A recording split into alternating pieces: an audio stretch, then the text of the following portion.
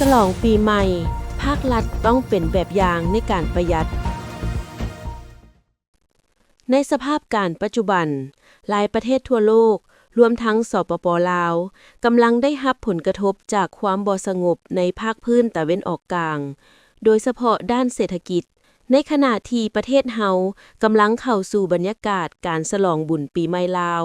ซึ่งเป็นประเพณีสำคัญที่มีเพียงครั้งเดียวใน1 ปีล่าสุดรัฐบาลได้มีการซี้นำให้เฉลิมฉลองปีใหม่ลาวในปีนี้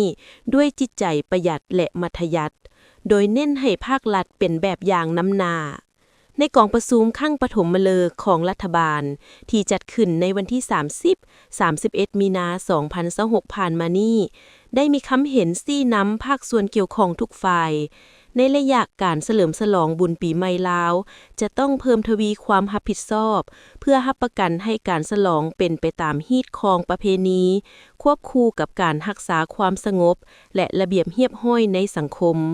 พร้อมกันนี้จะต้องเน้นใส่การสนองเสบียงอาหารและสินค้าอุปโภคบริโภคให้เพียงพอพร้อมทั้งกวดกาและคุ้มครองราคาสินค้าในตลาดบ่ให้มีการกักตุนหรือปรับขึ้นราคาแบบบ่เหมาะสมนอกจากนั้นการรักษาความปลอดภัยจะถูกดำเนินอย่างเข้มงวดด้วยการจัดกำลังเวรยามตลอด24 ชั่วโมงพร้อมติดตามอุบัติเหตุและอัคคีภัยอย่างใกล้ชิดขณะเดียวกัน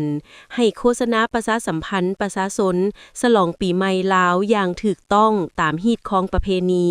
โดยเน้นพิธีบาสีสู่ขวัญและการประพฤติปฏิบัติที่เหมาะสม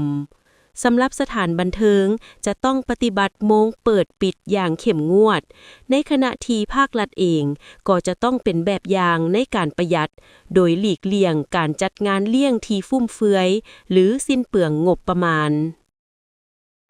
มีข่าวดีจะมาบอกสำหรับใครสนใจเช่าพื้นที่ขายเครื่องทุกประเภทและเช่าพื้นที่ป้ายโฆษณาอยู่ตลาดลาวสนใจสอบถามที่เบอร์ 02058389209 สถานที่ตั้งอยู่บ้านสุพังเมืองไซธานีนครหลวงวิจันทร์